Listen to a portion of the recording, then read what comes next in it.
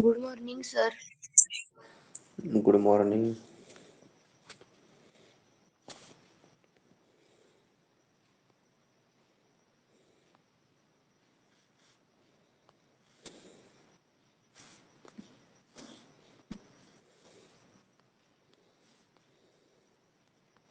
Okay, बघा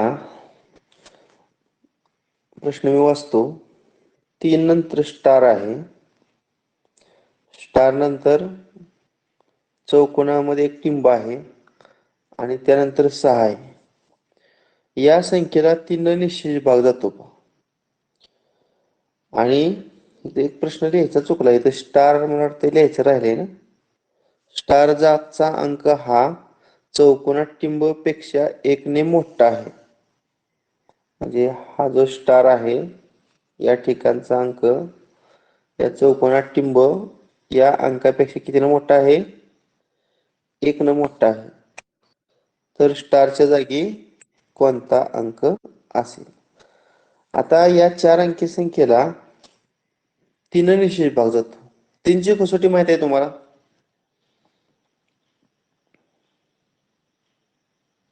आणि 3 ची कसोटी काय? ज्या संख्येतील अंकांची बेरीज 3च्या पटीत असते त्या संख्येला 3 ने निश्चित भाग जातो. मग ह्या संख्येतील 2 अंक तर दिलते 3 आणि 6. किती येणार बेरीज 3 आणि 6 ची? 9. 9. मग आता 3च्या पटीत 9 तर आहे, शिवाय 9 बरोबर 12 आहे. अजून सांगा. 3 पाची 15 आहे, 3 18 आहे, 3 7 21 आहे. या सर्व 3च्या पटीतील संख्या आहेत. म्हणजे 3 आणि 6 ची बेरीज जर 9 येत असेल तर उरलेली जो 2 सिम्बॉल्स आहेत त्यांची बेरीज ही किती आली पाहिजे? 9 अधिक 3 12 म्हणजे 3 असली पाहिजे. किंवा 15 म्हटल्यावर 9 अधिक 6 म्हणजे उरलेल्या दोघांची बेरीज 6 असली पाहिजे. पुन्हा 9 अधिक 9 18 म्हणजे 9 असली पाहिजे.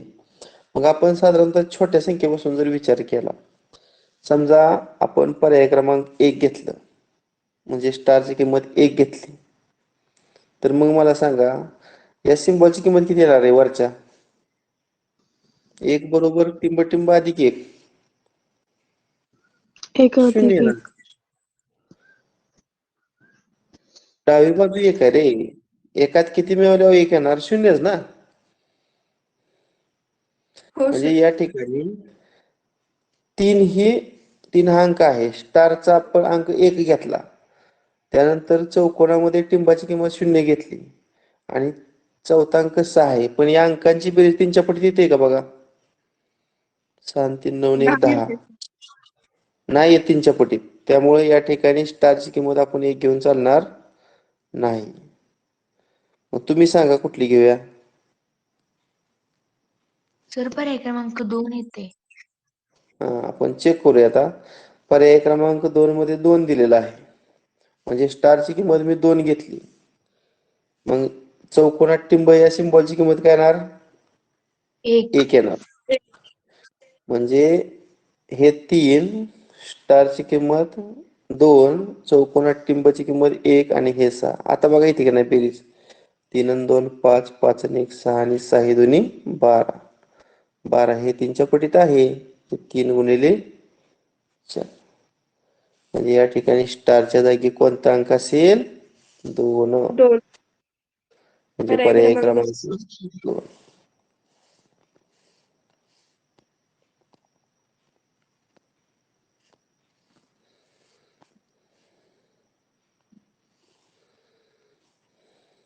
7a अधिक 2b अधिक c ची बेरीज व्यस्त. सांगा बेरीज व्यस्त काय?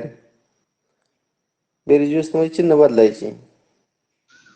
वजा 7a वजा 2b वजा 2b वजा c. आणि याची बेरीज व्यस्त यांची बेरीज. आता याची बेरीज व्यस्त सांगा. 5 याची बेरीज व्यस्त संख्या वजा 5 वजा 2 वजा आणि 5c वजा 2b अधिक 5c अधिक 5 आणि अधिक 5c. आता यातलं कॅन्सल काय होते का बघा? नाही काय होता. आता आपण बेरीज करूया. इथं -7 ही आहे आणि इथं -5 आहे. किती रे? -5 -7 -12 आहे. आणि समान चिन्ह वजा. त्यानंतर -2b किती येईल बघा? -4b. -4b. त्यानंतर -c अधिक 5c. याचं सुरुवात 1 आहे. -6c. नाही. एकाचं ऋण आणि एकाचं धनचिन्ह असलं की वजाबाकी करायची. 5तून 1 गेलं 4c. 4c आणि मग त्या संख्येचं चिन्ह अधिक. आणि मग ह्या तिघातून -4 कॉमन ठेवलं समजा, तर ब्रॅकेटमध्ये काय राहते बघा? वजा घेतले 4 त्रिक 12 चल a. वजा चिन्ह घेतल्यामुळे इथं अधिक h. 4 तर बाहेर घेतलेला आहे b. अधिकचं चिन्ह बदलून वजा होणार. 4c मधलं 4 घेतले म्हणजे राहिलं c.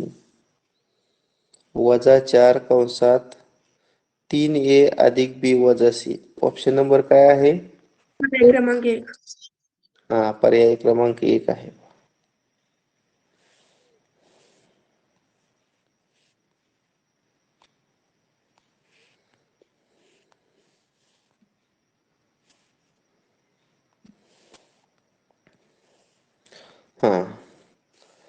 आता मला सांगा 1.96 वर्गमूळ किती रे? 1.4. म्हणजे कसं करायचं? 14चा वर्ग 196 असतो. मग इथं दशांश नंतर 1 अंक असला की वर्गामध्ये दशांश नंतर 2 अंक असणार. 1.4चा वर्ग 1.96. याच्या उलट 1.96चा वर्गमूळ किती? 1.4.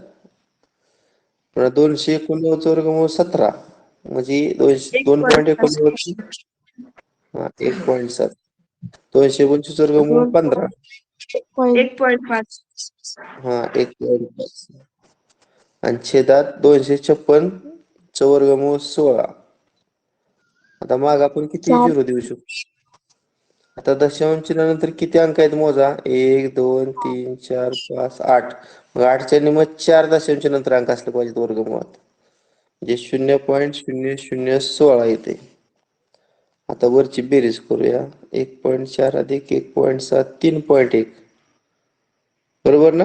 आणि 3.1 मधून 1.5 वजा केल्यावर 1.6 येते आणि खाली 0.0016. दशांश नसल्यामुळे इथं आपण किती झिरो देऊ शकतो? आता काय करूया? वरची 4 घरं पुढे जाऊया. म्हणजे काय राहणार? 4 घरं पुढे गेल्यावर 16,000 आणि खालची 4 पुढे गेल्यावर 16. आता 16ला 16 केल्यावर किती येणार? 1000. 1000. आता ऑप्शन 1000 नंबर मध्ये 1. 10चा काय येणार? पर्याय क्रमांक 1. 10चा सूत्र. पर्याय क्रमांक 1.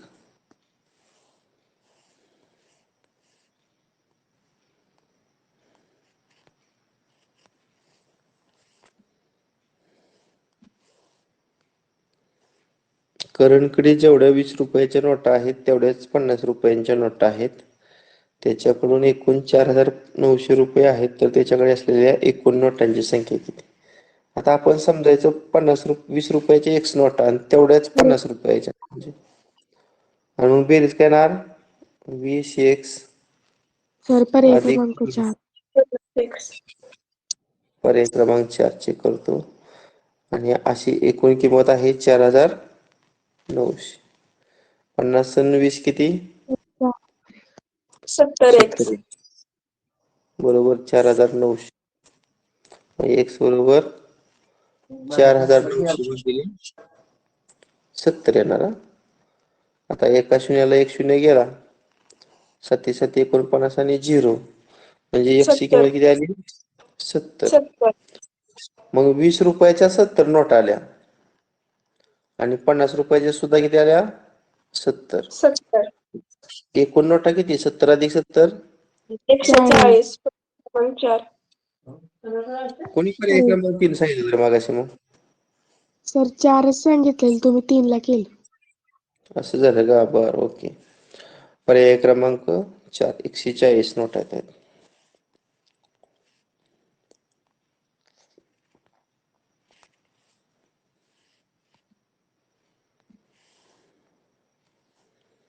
58. एका चौरसाचे क्षेत्रफळ 5.29 चौरस सेमी, तर चौरसाची परिमिती किती? आणि मला अगोदर चौरसाचे क्षेत्रफळ सूत्र सांगा रे. बाजूचा वर्ग. बाजू आपण x मानली तर x वर्ग असं सूत्र आलं का? आणि मग क्षेत्रफळ दिले 5.29. ही झाली x वर्गाची किंमत. आणि दोन्ही बाजूची वर्गमूळ जर काढली 529 कोणाचा वर्ग आहे? 23. 23 सर चा. 23. हा मग 5.29 वर्गमूळ 2.3 सेंटीमीटर. आणि तुम्हाला विचारले परिमिती. परिमिती म्हणजे काय? 4 गुणिले बाजू ना. पर्याय क्रमांक 4. 4 गुणिले 2.3. 23 चौक 9.2. आणि दशांश चिन्ह. एकक सेमी. 9.2 सेमी. इथे दोन पर्याय आहेत बघा. दुसरा पण 9.2 आहे, चौथा पण 9.2 आहे. आणि दुसरा येणार का चौथा येणार? चौथा. चौथा. चौरस सेमी असतं, परिमितीचं सेमीच असतं, म्हणून पर्याय क्रमांक 4.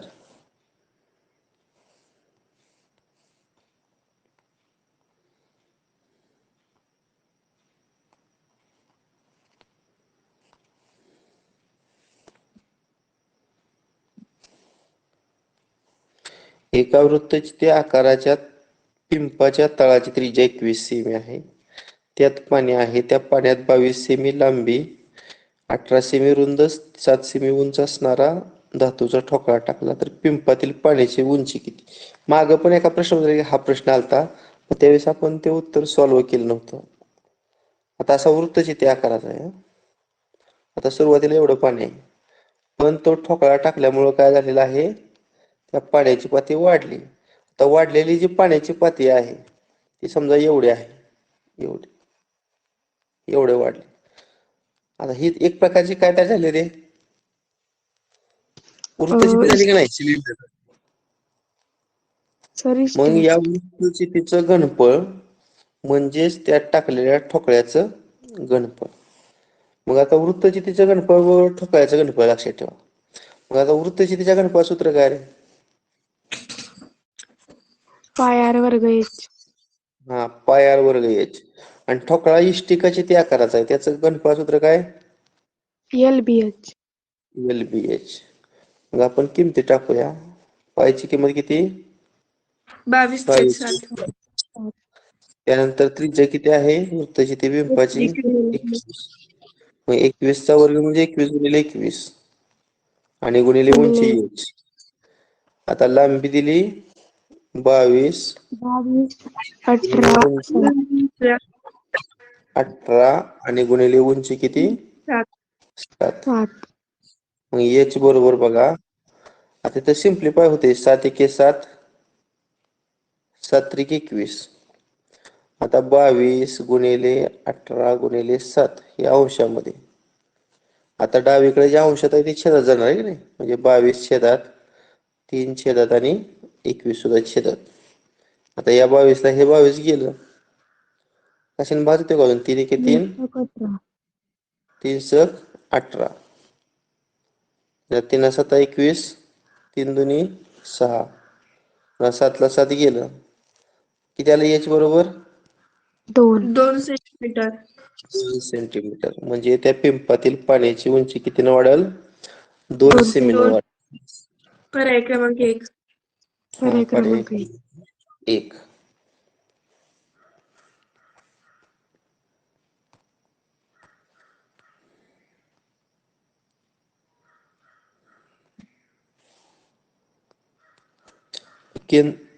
काय प्रश्न आहे रे?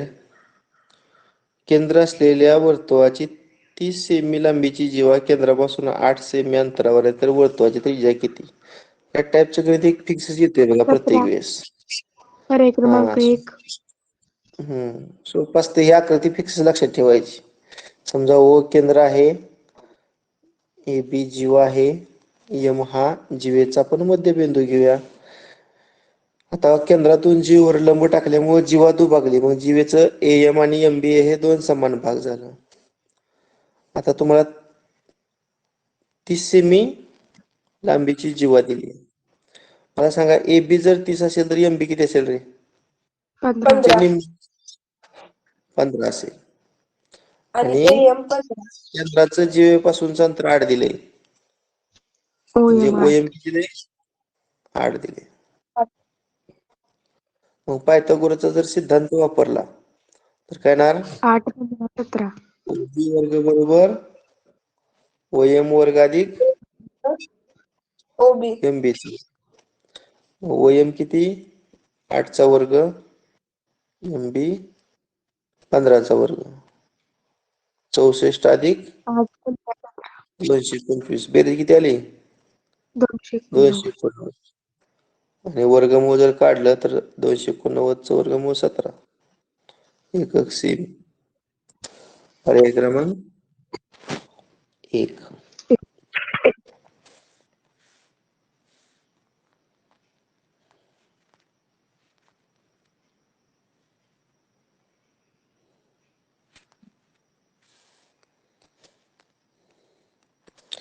एका सभागृहाची लांबी 28 मीटर व रुंदी 10.5 मीटर आहे. त्या सभागृहात सगळीकडे अर्धा मीटर बाजू असणाऱ्या चौरसाकृती फरशा बसवायच्या असतील तर अशा किती फरशा लागतील? आता कोणाचा भागाकार करायचा किंवा कोणाचा रेशो घ्यायचा फरशा काढायच्या म्हटल्यावर? वरच्यांचा गुणाकार आयताकृती म्हणल्यावर वर काय घ्यायचं? सभागृहाचं क्षेत्रफळ. आणि खाली काय घ्यायचं? एका फरशीचे क्षेत्रफळ. क्षेत्रफळ घ्यायचं. आता सभागृह आयताकृती आहे. आयताचे क्षेत्रफळ सूत्र लांबी गुणिले रुंदी. लांबी दिली 28 आणि रुंदी दिली 10.5. आणि फरशी चौरसाकृती आहे. मग चौरसाचं क्षेत्रफळ बाजूचा वर्ग. बाजूचा वर्ग म्हणजे अर्धा मीटर. अर्धा मीटर म्हणजे 0.5 चा काय येणार? वर्ग येणार. मग वर बघा 28 गुणिले 10.5 आणि छेदामध्ये 0.5 गुणिले 0.5.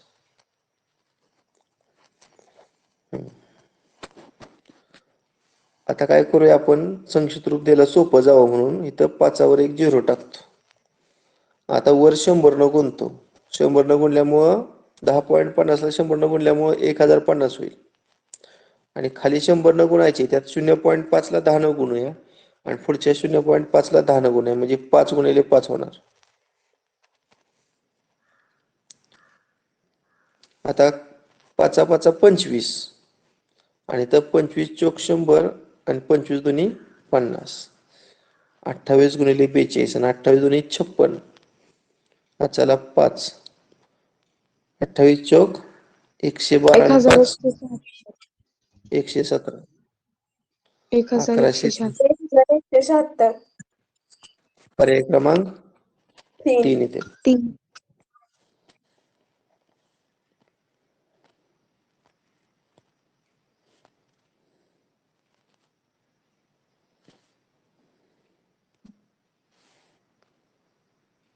आता कितवा प्रश्न झाला रे?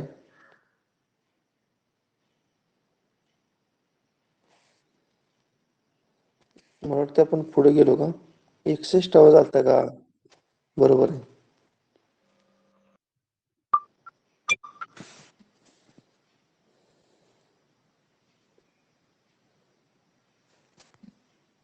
हम्म. 5x चा घातांक 4 वजा 2x आणि 2x चा घन वजा 7 च्या बहुपदीच्या बेरजेची कोटी. आता या बहुपदींची बेरीज करूया. वजा 2x अधिक 2x घन वजा 7. आता बहुपदीची बेरीज आहेच ही, कारण इथं 4 घातांक असणारं पद आहे एकच. 3 घातांकाचं एकच पद आहे. x चं एकच पद आहे. स्थिर पद एकच आहे. म्हणजे याच्यातील जी बेरीज आहे यात सर्वात मोठं पद कुठलं आलं? 5x चा चौथा. 5x चौथा घात. कोटी म्हणजे सर्वात मोठा घातांक किती आला रे? 4. 4. पर्याय क्रमांक हा, म्हणजे पर्याय क्रमांक किती? 2. 2. 2.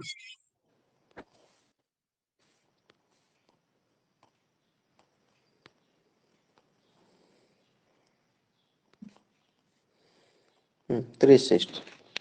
81चा वर्ग गुणिले 27चा वर्ग, 9चा घन गुणिले 3चा 5वा.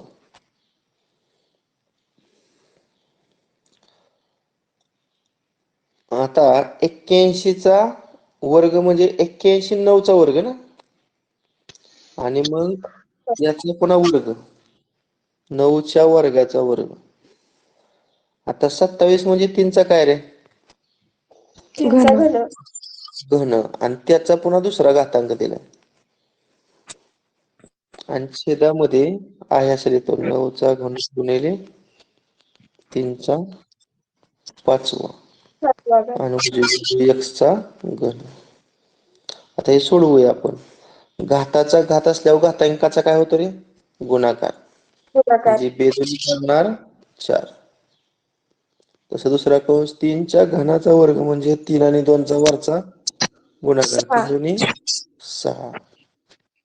आणि छेदामध्ये 9चा 9चा घन घन. गुणिले 3चा 5वा घन. 5वा आणि इकडे x चा 3रा. आता काय करूया? 9चा 4था आणि छेदात आहे 9चा 3रा. मग 4तून 3 वजा करूया म्हणजे 9च राहते ना. पहिला. हा, पहिला. आता 3चा 6वा भागिले 3चा 5वा, मग 6तून 5 गेल्यावर 3च पहिला. राहते. हा, आणि इकडे काय आहे? x चा घन आहे. घन. मग 9 त्रिक 27. आणि दोन्ही बाजूची घनमुळं काढा. 27चं घनमूळ किती येणार? 3. 3. पर्याय क्रमांक 2. 63 ला पर्याय क्रमांक 2 येणार.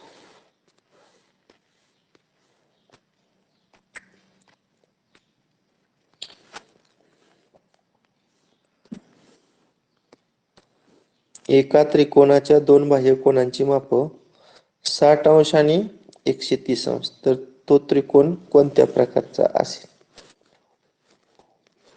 साधं गणित आहे बघा. आता एक जो बाह्य कोन आहे तो 60 अंशाचा आहे. विशाल कोण त्रिकोण. आता मला सांगा, हा जर 60 अंशाचा असेल तर त्याचा संलग्न अंतरकोन किती अंश जाणार आहे? 120. 120. किंवा हा बाह्य कोन जर 130 अंशाचा असेल तर त्याचा संलग्न अंतरकोन किती अंश जाणार? 260. 50 येणार. मग आता आतलं कोण बघा, आंतरकोन एक 50 आला आणि एक 120 आला. आता एक कोण जर विशाल कोण असेल तर तो विशाल कोन त्रिकोणच ना. म्हणजे याचं उत्तर पर्याय क्रमांक किती असणार?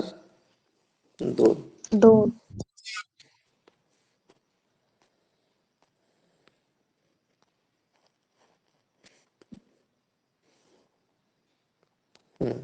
रोहितनं 5 लाख रुपयास घेतलेली गाडी शेकडा 6 नफ्यानं 5 लाख विकली. काहीतरी इथं प्रिंटिंग झाली मिस्टेक. तर रोहितला किती रुपये मिळतील? त्यांचं असं म्हणणं असेल बरं का, 5 लाखाची गाडी आहे का नाही, 6% नफाने विकली. मी नफा किती झाला? 6 / 100 करतो. आता ह्या 2 शून्याला हे 2 शून्य गेलं. 6 × 5 = 30 आणि वर 3 शून्य, 30,000.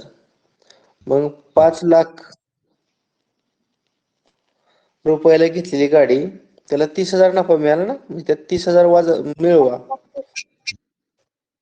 किती रुपयाला ती गाडी विकणार? किंवा रोहितला ती गाडी विकून किती मिळणार? 5,30,000. पर्याय हा, म्हणजे क्रमांक 4. 4 असणार. 65चं उत्तर. तर प्रश्न देताना थोडं प्रिंटिंग मिस्टेक आहे.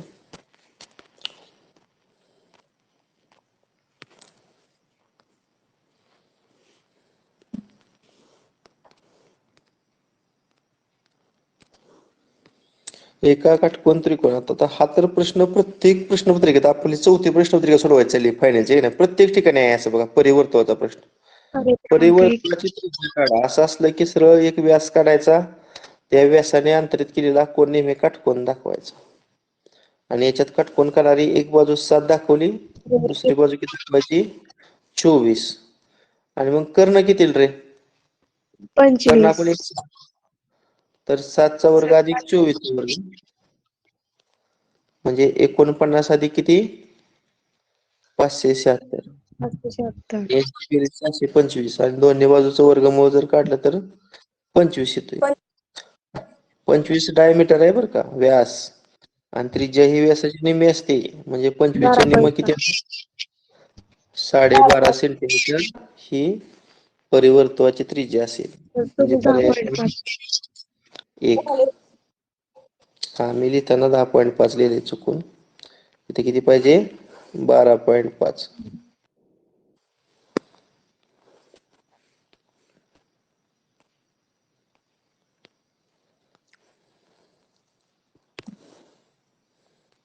बघा काही गणित वारंवार आलेत त्यामुळे ह्या वर्षी सुद्धा परीक्षेला येणार. या प्रश्नपत्रिकेचा तुम्हाला फार फायदा होणार आहे. वस्तूच्या किमतीत 10% न वाढ. आता वस्तूची मूळ किंमत आणि खप. आता मी लिहितो वस्तूची मूळ किंमत टक्के आणि तोटा. खप आणि पुढे काय करायचं उत्पन्न. आता किंमत जर 100 असेल आणि खप जर 100 असेल तर उत्पन्न किती रे 100 गुणिले 100 10,000. आता किमतीत 10 न वाढ झाली म्हणजे किंमत किती होणार 100. खप 10 न कमी झाला म्हणजे 100 वजा 10 90. मग उत्पन्न किती होणार 99 आणि 2 0 9,900.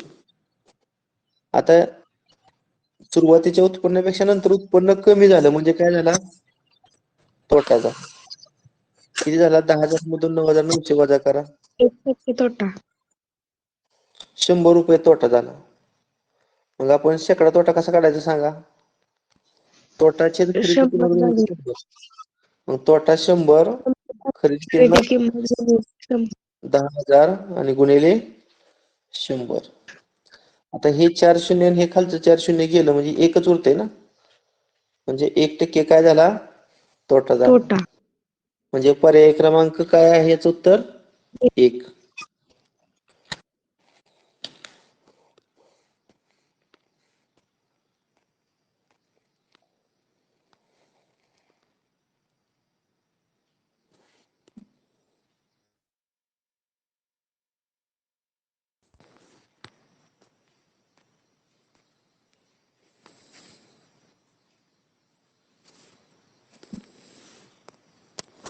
हा योगेशने एका बँकेत 32,000 रुपये सरळ व्याजानं 2 वर्षासाठी ठेवले. मुदत संपल्यावर त्याला 38,400 रुपये मिळाले तर व्याजाचा दर किती. अगोदर आपण काय काढूया सरळ व्याज काढूया. सांगा 38 ही रास आहे शेवटी आणि रास मधून हे मुद्दल वजा करूया. किती वजाबाकी येणार आहे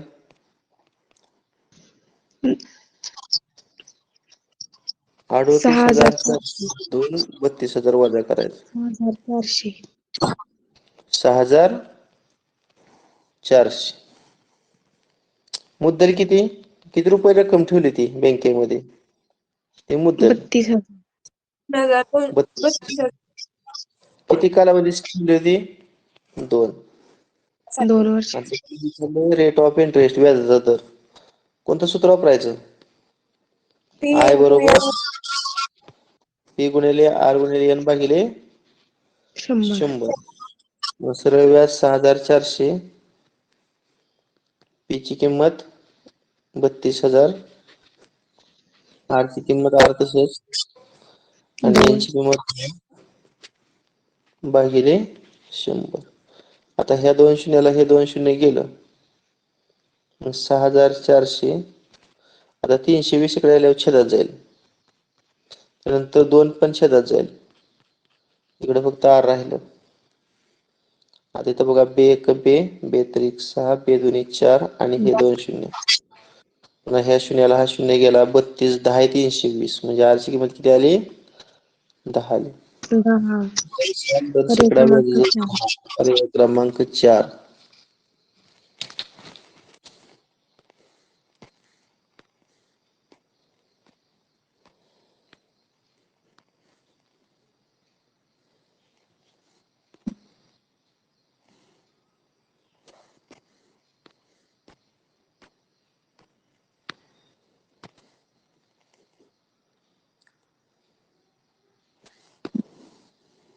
69.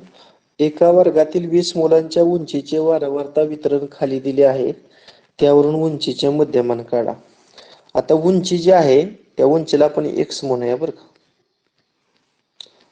आणि तेवढी उंची असणाऱ्या मुलांची संख्या आहे त्याला फ्रिक्वेन्सी वारंवारता म्हणूया.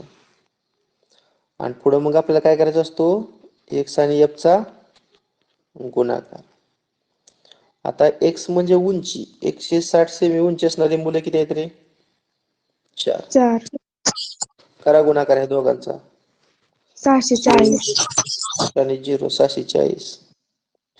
त्यानंतर 161 उंची असणारी मुलं किती आहेत? 6. करा गुणाकार. 966.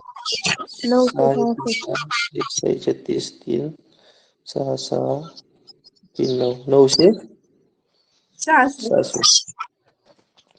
162 सेमी उंचीची मुलं आहेत 5. 810. बरोबर 810. आणि 163 वाले किती आहेत? 5. 815. आता ह्या सगळ्यांची आपण बेरीज करूया. आता पहिल्यांदा मला सांगा n म्हणजे काय रे?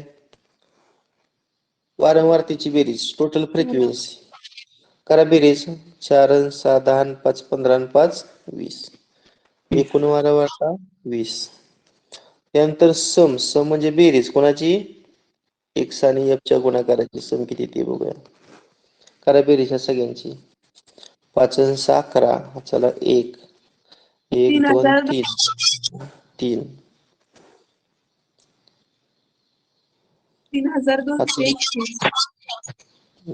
3200. बरं 32 येते का बघतो. 9 7 15 23 24 25 26 32. 3231. बरोबर. आणि मग मध्यमान काढण्याचं सूत्र सांगा. x बार बरोबर F भागिले x गुणिले f भागिले l. म्हणजे सम ऑफ x गुणिले f आपण काढले 3231 आणि यांची किंमत काढली 20.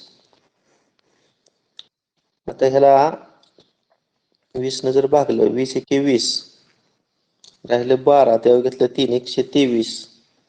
123 म्हणजे 20 एक 120. 3 तेव्हा घेतलं 1 20 एके 20. 161.55.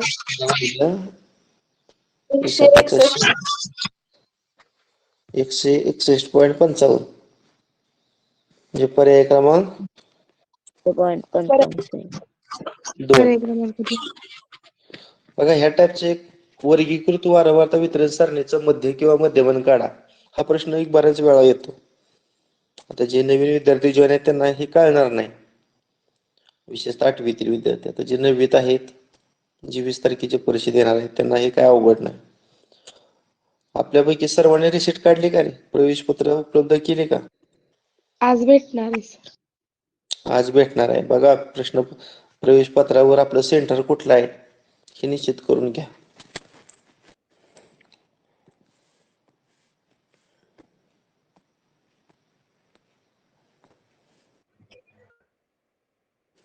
आता बघा हे कुठला आलेख आहे? आलेखाचा प्रकार सांगा मला. बघ कोण सांगते. शतमान स्तंभ आलेख आहे का, जोड स्तंभ आलेख आहे, विभाजित स्तंभ आलेख आहे का, साधा स्तंभ आलेख आहे? स्तंभालेख. सब डिवायडेड बार ग्राफ्स, विभाजित स्तंभ आलेख आहे. आता रंगवलेला भाग आहे की नाही हा ज्वारीचं उत्पादन आहे आणि वरचं आहे ते गव्हाचं उत्पादन आहे. लक्षात येते का? आता 70वा प्रश्न पहा. डी गावातील ज्वारीचं उत्पादन सांगा किती आहे? बघा हे डी गाव. ज्वारीचे उत्पादन म्हणजे खालचा भाग. 70.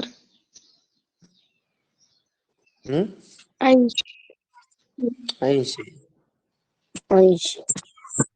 आणि बी गावातील ज्वारीचं उत्पादन बघा किती आहे? बी गावातील ज्वारीचं उत्पादन 70. 70 आहे सर. 70 आहे. मग फरक कितीचा? 10%. डी गावातील ज्वारीचे उत्पादन बी गावातील ज्वारीच्या उत्पादनापेक्षा 10% जास्त आहे, म्हणजे 70चं उत्तर पर्याय क्रमांक 1. येणार. आता 71 बघा. ए गावातील गव्हाचं उत्पादन व सी गावातील गव्हाचं उत्पादन. आता ए गावातील गव्हाचं उत्पादन सांगा किती आहे? 20. 100 वजा 60 40 येणार. आणि सी गावातील गव्हाचं उत्पादन बघा. 50. इथं 50 जात आहे वर 100 म्हणजे 50 वजा 100 100 वजा 50 50. शून्याला शून्य गेलं 4/5 पण पर्यायच नाही की रे. काहीतरी चेक करायचा मिस्टेक काय झाली बघा. ए गावातील गव्हाचं उत्पादन पुन्हा एकदा चेक करतो. ए गावातील गव्हाचं उत्पादन इथं 60 ज्वारीचं आहे आणि वर 100 अवकून म्हणजे 40 तर बरोबर आहे ना हे? हो सर. हा, आता दुसऱ्या गावातलं आपण व्यवस्थित चेक करूया. सी गावातील गव्हाचं उत्पादन 50 वरच येते की मध्ये म्हणजे हो सर. आणि वर 100 म्हणजे 50 येते की. सर यांना 5 ने भाग जातो. दोघांना नाही ह्या नाही शून्याला शून्य घालून डायरेक्ट 4/5 येतेच की. 4/5 पर्याय पाहिजे पण ते दिलंच नाही 4/5. 5 ने भागायला येते. 5 ने भागायला येते. गव्हाचं उत्पादन 60 घेतलं तर भागायला लागेल. कसाही भाग आला तरी शेवटी अति संक्षिप्त रूप 4/5 येते बघ. 50 दिले बघा 71ला 5/4 दिले म्हणजे अगोदर सीचं उत्पादन उरलेलं आहे त्यांनी आणि एचं उत्पादन खाली दिले असं केलं. असू द्या. भागायला येते.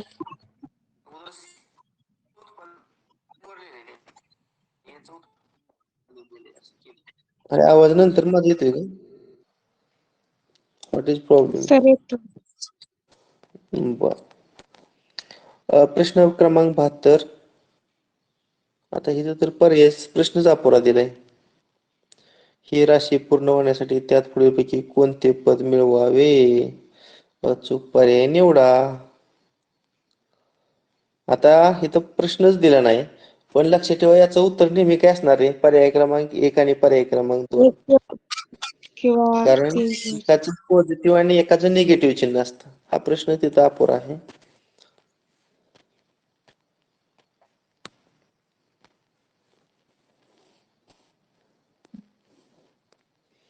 हम्म 73. 8 मजुरांना एक काम करण्यास 15 दिवस लागतात तर तेच काम 6 मजूर किती दिवसात पूर्ण करतील? पर्याय क्रमांक 4.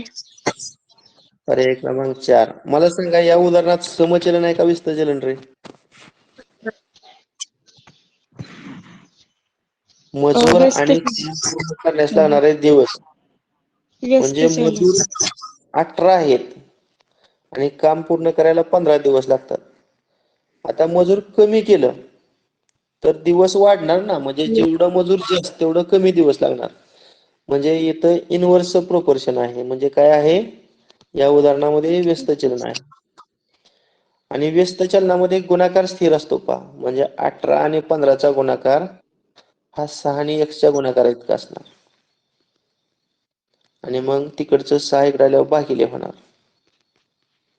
मग 6 एके 6 6 त्रिक 18 आणि 15 त्रिक 45. म्हणजे पर्याय क्रमांक किती येतोय? 4. 4.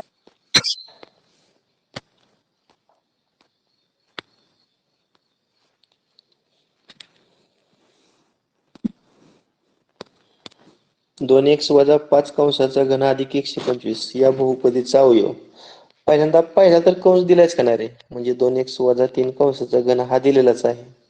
फक्त 125 कोणाचा घन येणार सांगा? 5. आता इथं कोणतं सूत्र वापरायचं सांगा? a घन प्लस ए घन प्लस काय आहे सांगा उजवी बाजू असं करायची. सर वजाचं वापरायचं आहे ना. बी ए चा नाही सर नाही, एक वजाचं घन वापरायचं आहे ना. काय वजाचं वापरायचं आहे ना ते सूत्र. नाही नाही, ह्याला आपण ए म्हणणार आहे. तुमच्या बघा लक्षात येते का, ही राशी आहे का नाही, ह्याला ए म्हणणार आहे आणि ही राशी आहे त्याला बी म्हणणार आहे. म्हणजे ए घन अधिक बी घन वापरणार आहे. हा का. सांग आता, ए घन अधिक बी घनचं पहिला कंस ए अधिक बी, दुसरा कंस कुठला, ए ए बी वर्ग वजा ए बी अधिक बी वर्ग. हा सांगा आता मग, ए अधिक बी म्हणजे त्या दोघांची बेरीज करायची, म्हणजे कोणाची, 2x वजा 3 अधिक 5. पुन्हा ए वर्ग म्हणजे कोणाचा वर्ग, x वजा 2x वजा 3 कंसाचा वर्ग. पुन्हा वजा ए गुणिले बी म्हणजे 5 कंसात 2x वजा 3.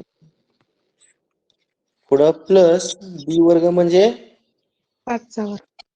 5चा वर्ग. आता हे सोडवूया. सांगा पहिला कंस काय येणार, इथं 3 आणि इथं 5, पण एकाचं पॉझिटिव्ह आणि एकाचं निगेटिव्ह, मग 5तून 3 गेलं 2 आणि मोठ्या संख्येचे चिन्ह अधिक, म्हणजे 2x अधिक 2 येतो इथं कंस. आता दुसरा कंस बघा, याचा वर्ग करूया. 2x चा वर्ग किती, 4x वर्ग 4x वर्ग. वजा दोघाच्या गुणाकाराची दुप्पट, 2x आणि 3 चा गुणाकार 6x, 6x ची दुप्पट 12x आणि अधिक 3 चा वर्ग 9. ए वजा बी चा वर्ग, ए वर्ग वजा 2ab अधिक बी वर्ग, ते सूत्र वापरलं. पुन्हा वजा 5 गुणिले 2x 10 वजा x 10 वजा 5 गुणिले वजा 3 अधिक 15 आणि अधिक 5 चा वर्ग किती, 25. आता पहिल्या ब्रॅकेट मधनं इथं पण 2 आहे, इथं पण 2 आहे, म्हणजे 2 कॉमन काढू शकतो आपण. आत काय राहिलंय, x प्लस 1 राहिलं पहा.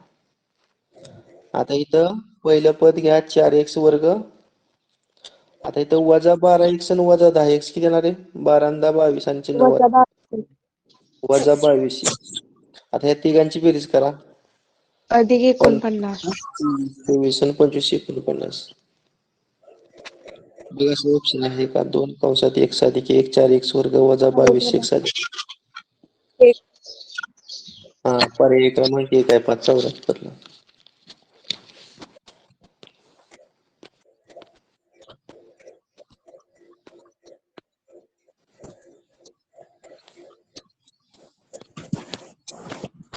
हा शेवटचा प्रश्न आहे पहा, 0.036 छेद 0.6 गुणिले 2.35 छेद 0.05 आणि गुणिले 1/6.